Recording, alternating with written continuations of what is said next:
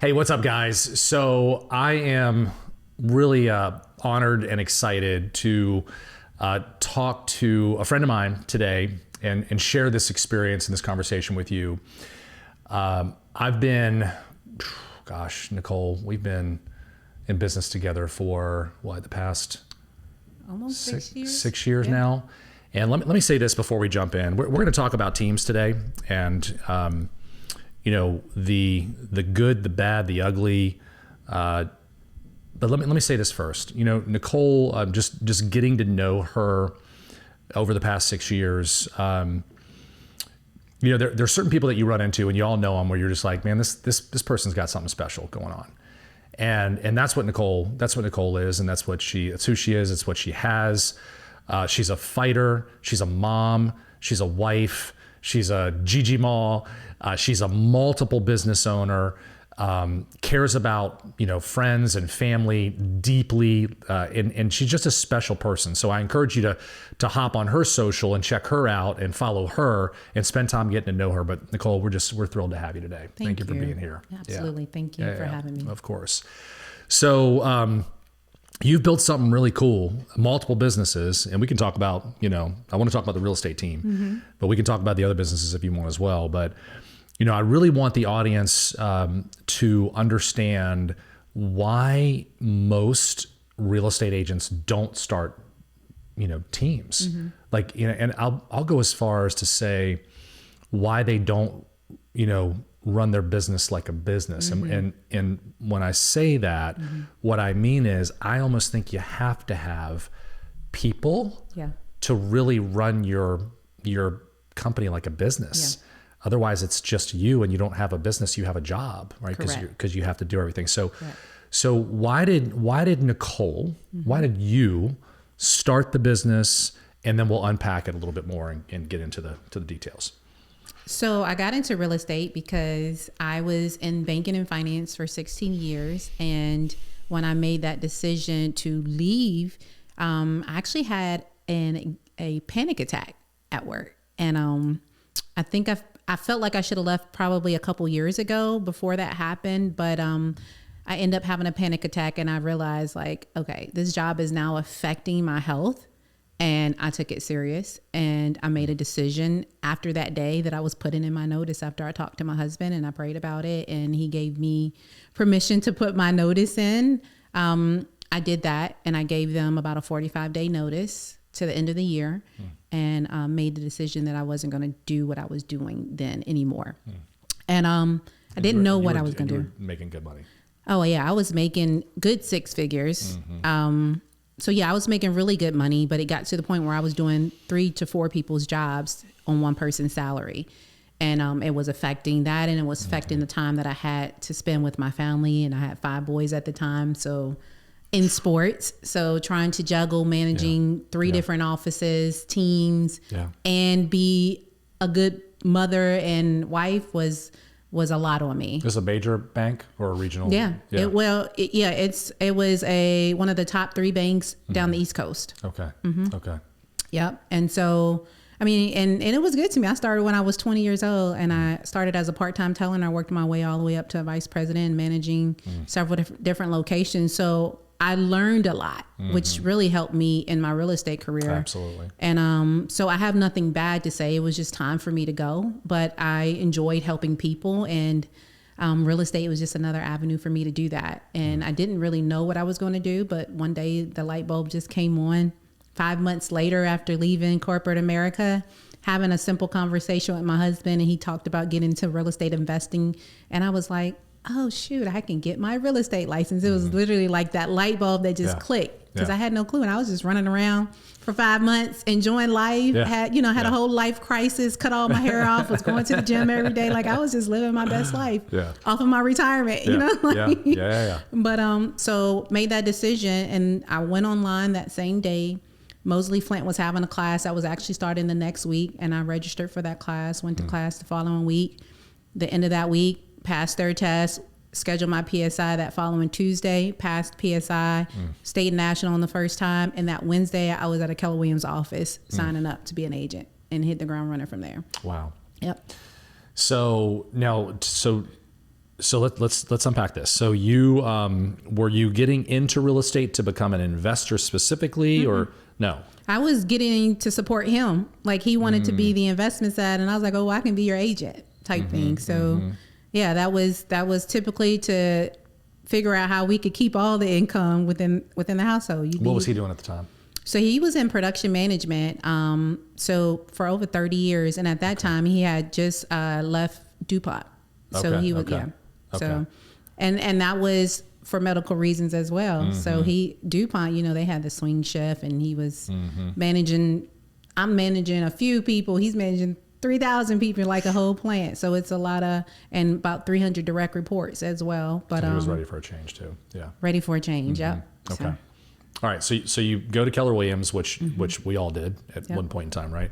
I was there for 12 years. What's the place then, huh? So you go to Keller Williams, and so talk about that experience, and what'd you learn, and obviously you went from being a solopreneur to having a team at some point. So did that happen at KW? Talk about that. It didn't happen in KW. It happened at my next transition. So KW was good. As a new agent, they had the Ignite program, which was like a 6 weeks training, and it really kind of helped me ignite my business and taught me how to utilize my sphere of influence and, the people that I already had good relationships with, people who already know me, like me, and trust me, already did business with me. So how to translate that over into real estate. So it was a really good run for me.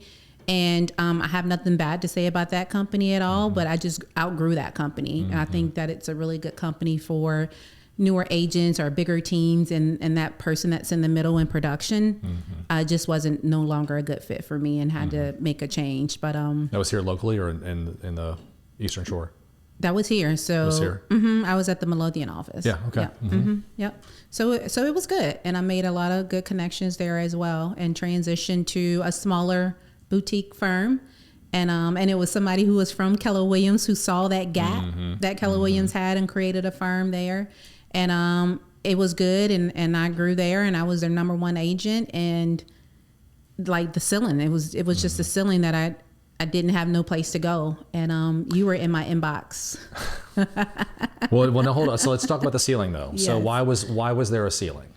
So it was a smaller firm. We had about 70 agents, maybe a little bit less than 70 agents. But I was their number one agent there. And so with the way that I was producing, and the company had a storefront company, but in the back of it owned some apartments, and I rented out an apartment. So I had literally my own office space, my own assistant at that time.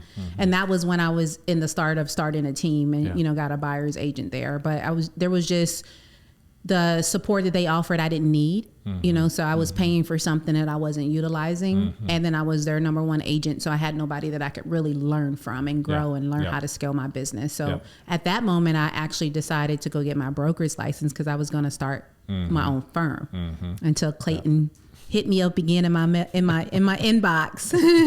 And you just caught me at the right time, because you were hitting me up for a while and it just wasn't the right time, but you kept on.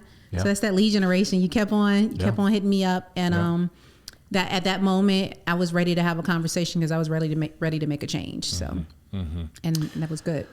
So a couple of lessons in that. It's I was lead generating, absolutely, and just like we do lead generating for buyers and sellers, and so talk about the next phase, and I want to touch on this because I think it's just so important, Nicole. When you said hit a ceiling, I knew what you meant, but I want to make sure that everybody else, kind of heard that. There are lots of great companies out there, lots of great real estate brokerages that are, and there's something for everybody, right? But what happens well, obviously happened to Nicole, it happened to me. When you're looking to grow and you're looking to get to the next level, the easiest path to get there is to go hang out with men and women consistently, with men and women that are there. And you just can't help but look at me and say, if Clayton can do it, like Clayton's built this thing, if Clayton can do it, why can't I do it? Hey, Clayton, how'd you do it? Correct. Right? And then, so what? And that was kind of and the it wasn't just me. Right? Yep. It wasn't just me. It was a lot of people that poured into you, and I realized that. But so what happened next? Yeah. So we sat down for coffee and we talked about it, and you kind of gave me the game plan, and you told me like, well, does it really make sense for you to open up a brokerage, take on that liability and responsibility when you can do the same exact thing with partner with a company who can provide you with all the support and eliminate the liability for you, and on top of that, get access to you.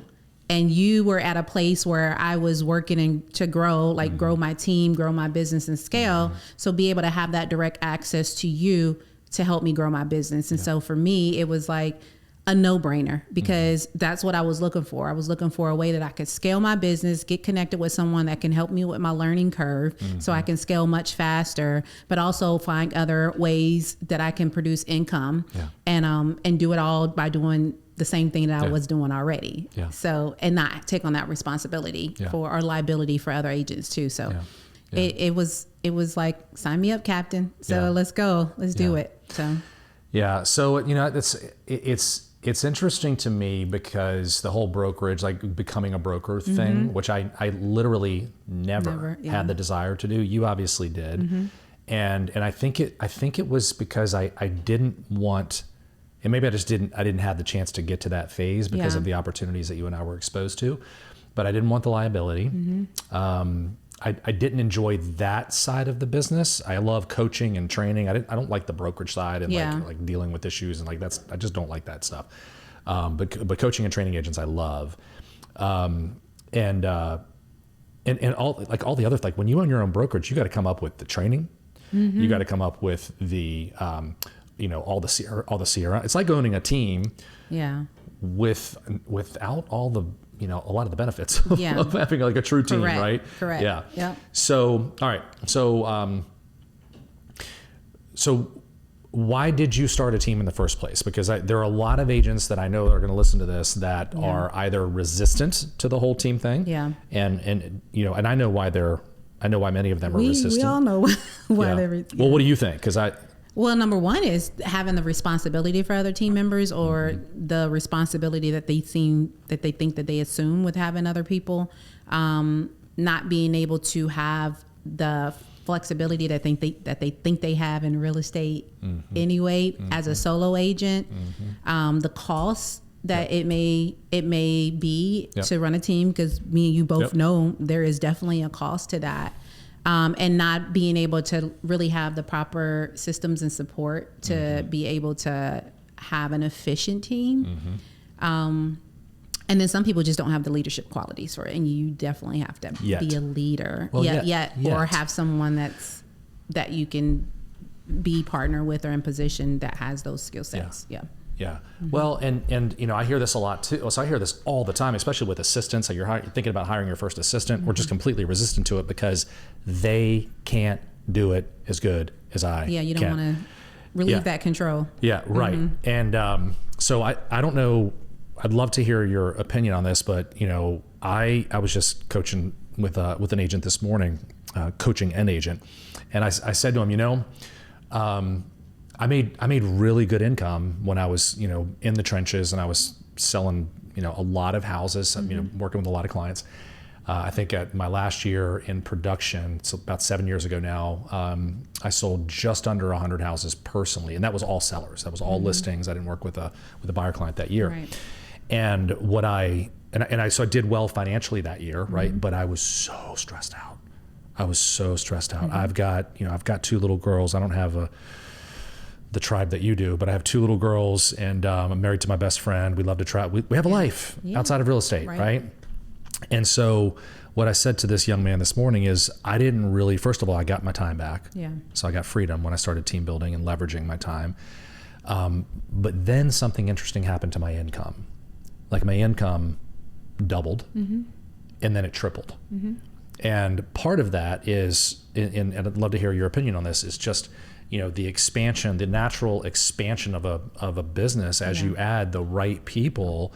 And then, because you and I can only be in one place, here we are, recording a podcast episode, and like who's out there Who's team out there? members is out there selling houses, right? Exactly. Well, exactly. generating, And by the way, doing this is business for Nicole, and this is business for me. I mean, we're doing business right now, Correct. right? But Nicole has a team of people that are out there serving their clients right now. When Nicole wants to go on vacation, her income doesn't completely stop because she's got a team out there. So was that the reason? Like, what was the real reason to, like, I'm going all in on building this thing? Absolutely. That was definitely the reason for me. Is number one, I managed teams before, so I knew what multiple people can do collectively together versus just one person, and how that can duplicate, and multiply your efforts. And so that was one of the reasons why I did it, because I wanted to multiply my efforts without using all of my efforts, right? Yeah. And also free up that time. I told you, like, I got out of banking because my time, and I wanted to be able to free up that time. And I found out really quickly, just like you said, as an individual agent, I was working more than what I was working for corporate America for myself, right? Which, in hindsight, that's not a bad thing, because I'm building something for my family. I'm building a legacy. I'm building wealth, but it's a temporary thing that I did not want to last forever, for a long time. So understanding that a team could help me get back my time, build that income that I was looking, and build that wealth, and also free up time for the things that I'm even more passionate about doing, or wanting to add to my business. There you go. Yeah. And by the way, that's why my income really increased, was because of the other businesses. Like when, we talk about leadership, I think the best part of this whole thing, and why I encourage, pretty much anybody to start a team, start like a real business, is what it will make of you. Because it'll stretch you. It will. Like, you will bleed, you will cry, you will scream. I've done it all. Man, you'll go home to your husband, your wife, your partner, and like they'll hear all the war stories. Like, it's not for the faint of heart. And I encourage my girls, all the time. It's like, girls, like, how do you grow? Like, you get in these environments that make you uncomfortable. The only way, because I know you and I are big, gym rats. The only way that you look like this, I actually look like that, is you go break muscle down, like you go destroy muscle, so that it then, all that blood comes to, right, and you that's how you grow. It's the same thing in business. Like, you gotta break stuff over and over again, and it's hard for a lot of people, and that's why they don't do it, because they don't like breaking stuff. I'm just telling you, here's why it's so worth it. It's what it will make of you along the journey of just the grind. And man, I've learned to honor that struggle. What is it? The Marines say, I think it's embrace the suck of because people can drive you crazy. They can drain right? you. They can drive you crazy, but it can be tremendously rewarding. It can as well. It definitely can. I feel like for me as a team leader, it's helped me grow as an individual person. And just being able to have witnessed it. And having that accountability, like, people come to me for accountability, but it also gives me accountability to them. Absolutely. And making sure that I am being the best version that I can be as a person, as a leader, as a real estate agent, like all of those things that they come to me for, making sure that I am, number one, doing them myself, like being that leader that don't just tell you what to do, but I can actually do it. Watch me do it. And show you what to do. But it keeps me on my toes. Like, it always keeps me in personal development and business development, and always wanting to learn and grow, and just be creative and think of out of the box things to help, my other agents, learn and grow and be successful, what they're doing in their real estate career. We go so far beyond real estate. Like, our team is just so far, and I know yours is too. Like, it's just so far beyond what we do as real estate agents and serving our clients. But it's about us individually growing as human beings and being the best version that we can be for ourselves and for our families, for our significant others, for our children. That's right. Learning how to build legacy and wealth for our families, and leaving something, an inheritance, and something for people to remember us from when we're not here. So it's so much bigger, and it just makes you a part of something bigger than yourselves. Right.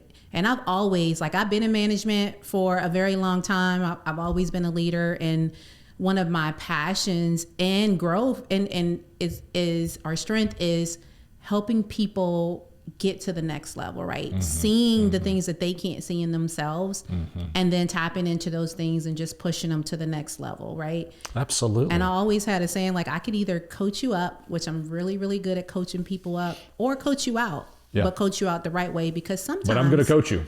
I'm going to coach you none the way. But what I find out is that not everybody is a good fit. You know what I'm saying? And some people are in positions and roles that are not technically their gifts and their talent and where they have passion for. And that's okay, because you have to go through some things to figure out what that actually is for you in life. And if I can't coach you up to the potential to be very good at what you do, then I can coach you out into something else that will birth something for you that is where you really meant to be. And I've had people come back to me and just tell me, like, you know what, you know, you're hard, you know what I'm saying? And some days I didn't like you, you know, even as a manager and at the bank. But what you did for me, I can never repay you for that, because you opened up an opportunity that I didn't even know existed. Because you cared. Yeah, and it's because I cared. Yeah. I mean, I love that, you know. And there's somebody sitting behind the camera over here that you can't see. Her name is Rebecca. She's amazing. But, you know, talk about the rewarding side, which you just were of, you know, of what we do. Well, first of all, the growth that I've seen in you over the past, you know, 5 or 6 years has just been amazing. Like those are the rewards, right? Of leading people and trying to become the best versions of ourselves. You give other people permission to do the same. Yes. But Rebecca, I mean, it's the amount of growth that we have seen in her, and just, you know, her having proximity to, you know, to us, and the books that she's reading, you know, now for the first time in many cases. And it's incredible. It's incredible. She's a part of the team, obviously. Yeah. So we love you, girl. You're crushing it. All right. So you've got this team. Where are you guys today? Like, so where'd you end up in 2024? Like, team size, what does the team look like? What's your vision for the future? So 2024, we were at a total of 12 agents. I did make some decisions to let go of some agents, or some agents that just weren't a good fit as well. And I think we ended up with a little over 25 million in sales. Amazing. For 2025, our goal is double that amount, 50 million in sales. Hey, back up. Y'all hear it? Hold me to it. Banging on the table. So, and also to double in size. So at the end of 2025, I plan to have at minimum 20 agents, 20 to 25 agents. And so I'm actively of the right agents. And so those are some of the things that I've learned through the years of growing a team, is that not everybody is the right fit and the right agent. And I've had to learn some really hard lessons in that, some costly ones as well. And so, and I've built and I've broken down and I've built again and I've broken down. And now I'm back to the rebuilding stage. I almost did. Let me tell you, I was like, at one moment I was like, man, forget this.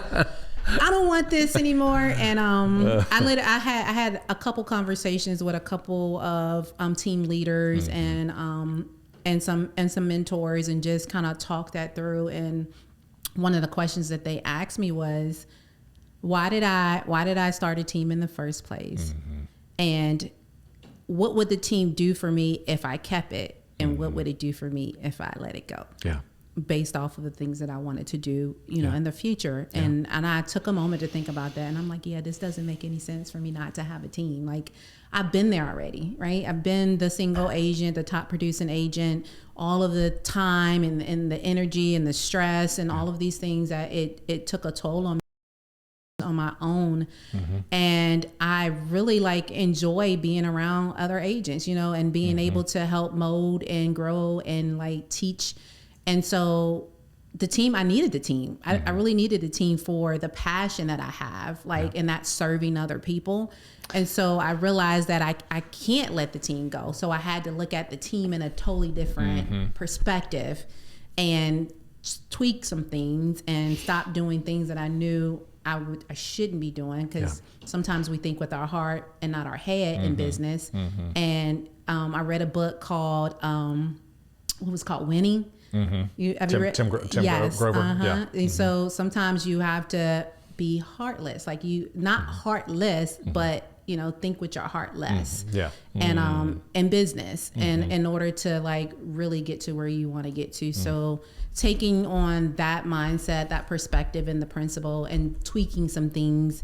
When it came to the onboarding process, who I'm hiring, who's a good fit, and like paying more attention to that on the upfront, and being quick to fire, slow to hire and quick to fire. So I just had to change my perspective and the way that I ran my business and be more efficient in my business. You talked about making sure that you're running your business like a business. Yeah. And I did partially, because I know, like, that's my background. And my background, my educational background is in administration, and then my other background is in banking and finance, and so these are the things that I know. I was a small business advisor. I know what I need to be doing as a business owner, and I was partially doing it because I got so busy, caught up in the business, the day-to-day stuff, that I really wasn't doing the building and the growing the way that I needed to grow. So I had to just recoup, and I went and got me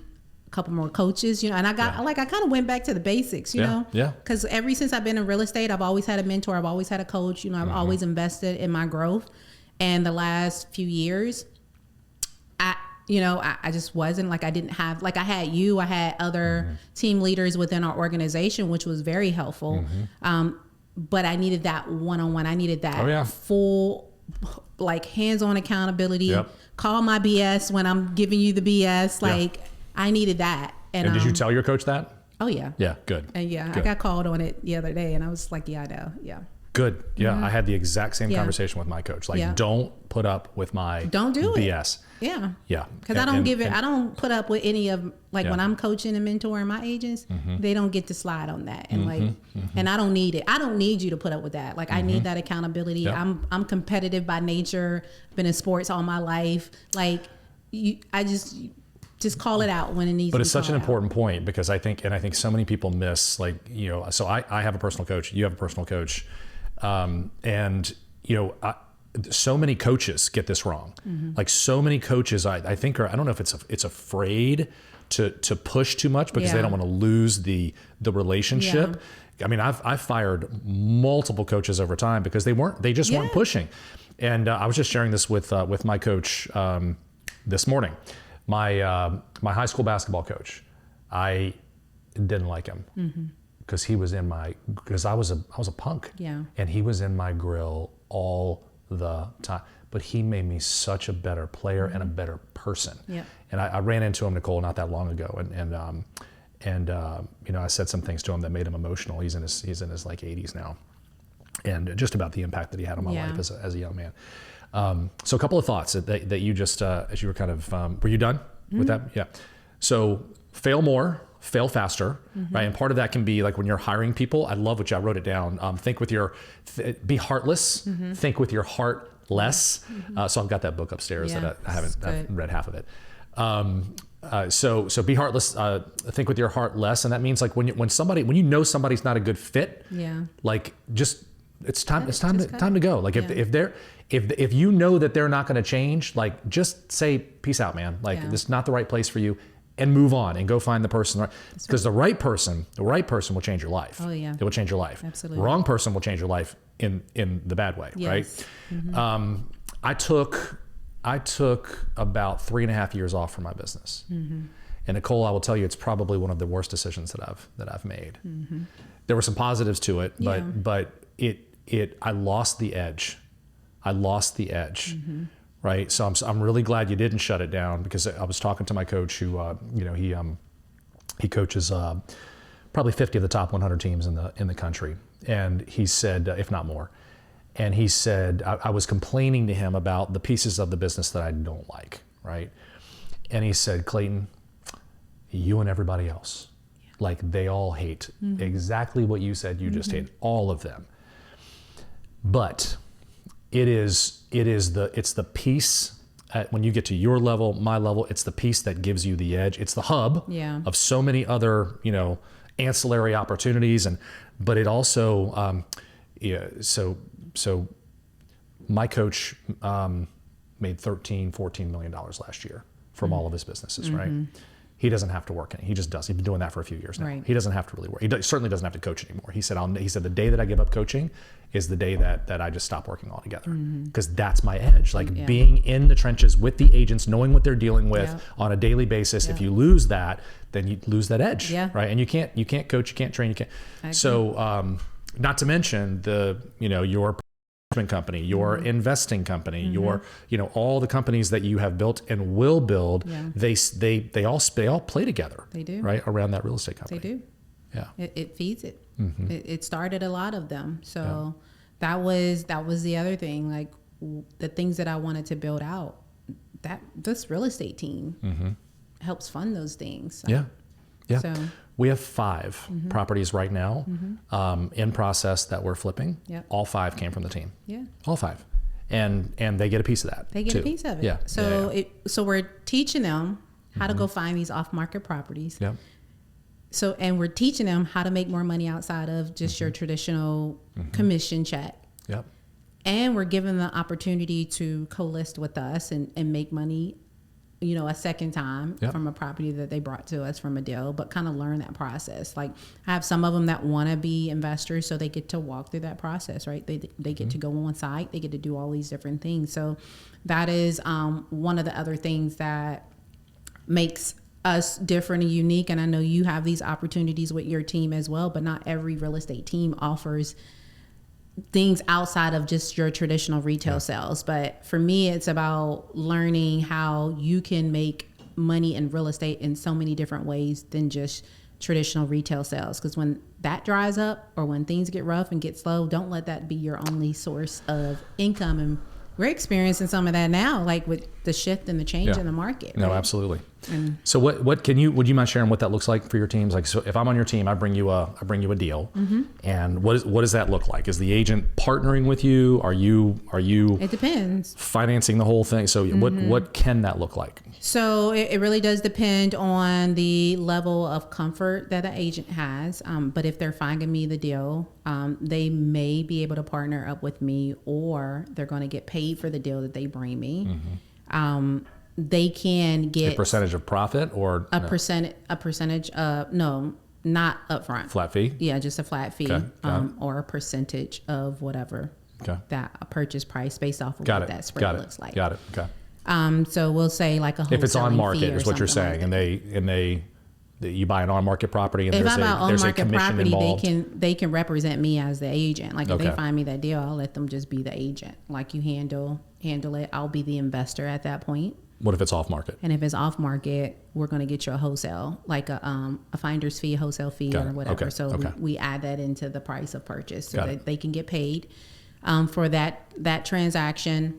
If they want to learn more about the process of that whole rehab and what that looks like, I'll walk them through that process. I teach them how to figure out the numbers, the 70-30 rule, and rehab, how to figure out what the rehab cost is on a flip, those type of things. So they kind of get that boots on the ground, hands-on training that I charge other people for. They can get that for free.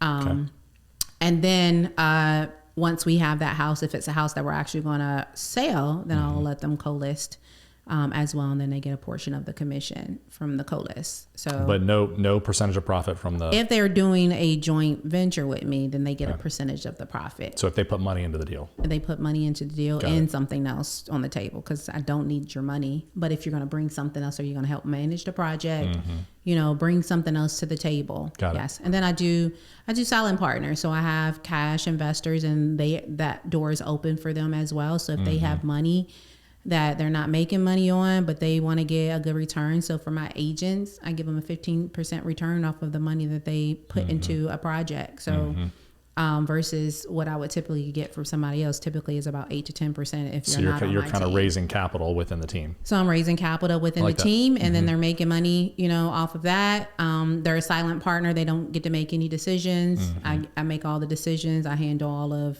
everything, contractors and all the other stuff. But at the end of the day, they get guaranteed, like their money is guaranteed. Yep. So we put it in writing. It's guaranteed for a certain time frame. And that's just going to be based off of the project, you know, and what the market is looking like and what that looks like. But typically 6 to 9 months, they get a return on their investment, 15% of what they put in. Yeah, it's great. It's a great return. Yeah, I like that. I like that a lot. Okay. Why don't we wrap with this and anything else you want to add, Nicole? Yeah. So if an agent is watching this and they're like, you know, didn't really want to start a team, but Nicole has inspired me. What's the first step? What do you think the first step is? Of starting a team? It's getting your business together. Like what does that look like for you? I think if you're talking about support and what that looks like as far as what's the first support base that you want to add to your team, then I would say a TC or admin, some admin support to kind of take away the administrative stuff of the transactional stuff, you know, of it. 100%. Take that away and then go find you a buyer's agent so you can move more so on the listing side of things and take that away from you, and you can kind of build from there. But I would also say get connected with someone who's already done it. Like get connected with the right organization, get connected with the right people who can give you a foolproof plan. Like that was one of the reasons why I came over where you were at. Like I didn't know what I didn't know, but I knew you knew and you had already did it. So why do I need to go figure it out when you didn't? I can just connect with you. We can be business partners together, and then you can just lay it out here on the table for me. And that's literally what happened. You laid it out here on the table for me. So I would say build those relationships with those type of people. Proximity is key, getting connected and getting in the rooms with the people who have already done it. So you don't have to figure it out, because the worst thing you can do is make a mistake that costs you a whole lot of money. Right. You know, and so that could be avoided if you just connect with the right people, connect with the right partnerships, and but go do it. Like if this is what you want to do, don't wait trying to figure out putting all the pieces together, right? Because that's procrastination, and that's what stops people from doing what they want to do and what they know they need to do, is because they want everything to be perfect. It's not going to be perfect, right? No. And you just have to do it, because as you grow, then you'll find out what you need, and then you'll add to that, and you'll grow some more. And there's growing pains in that, you know, and just. For me as a leader, I tell my agents, like when I'm going through a growing pain, the team is going through a growing pain, I'm upfront and I'm honest. Listen, guys, I know like this is not where it needs to be, but here's the plan, right? And we're going through a transition, and we're going through a growing pain here, and I just need you guys to know that I know, and that this is the plan, and this is what I'm working on, you know, so that way, you know, when things don't feel like they're always together, because they're not always together, you know, that people know, like, it's just a part of growing, and it's a part of building, you know, everything is not going to be perfect. Don't wait on perfect, because you'll never get nothing done. And I'm a leaper and a jumper. So sometimes I jump and I don't know what's at the bottom, but I'll figure out when I get there. Do that a lot too. So, and, but just do it. Like, so and just remember, you will fail. Like, but remember this, and I share this with my girls all the time. Again, fail more, fail faster. Fail more, fail faster. It's the only way to get to truly get to the next level is through learning, man. Sometimes you win, sometimes you learn. So Nicole Reed, thank you so much. You're amazing. Thank you for carving out some time to spend with us this afternoon, and we'll see you next time.